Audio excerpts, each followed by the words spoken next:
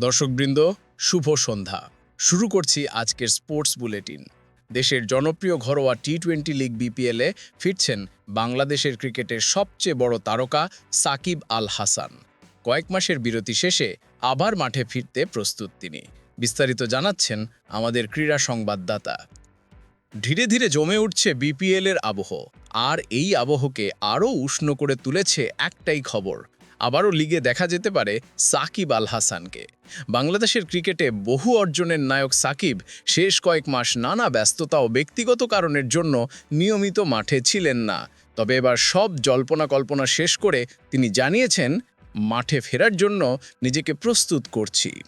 বিপিএলের বেশ কয়েকটি ফ্র্যাঞ্চাইজি ইতিমধ্যেই সাকিবকে দলে নেওয়ার আগ্রহ দেখিয়েছে। ক্রিকেট বোর্ড সূত্রে জানা গেছে, সাকিব যদি পুরোপুরি ম্যাচ ফিট হন তাহলে টুর্নামেন্টের মাঝামাঝিতেও তাকে দলে ফেরাতে পারবে যে কোনো ফ্র্যাঞ্চাইজি।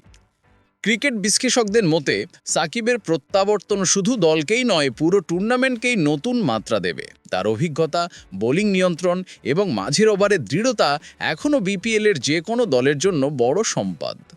সাকিব আল হাসান বিপিএলে খেললে দর্শকদের আগ্রহ আরও কয়েকগুণ বেড়ে যাবে, এটা নিশ্চিত। তবে এখন অপেক্ষা কেবল অফিসিয়াল ঘোষণার। কোন ফ্র্যাঞ্চাইজির জার্সিতে তাকে দেখা যাবে তা জানার জন্য তাকিয়ে ক্রিকেট প্রেমীরা।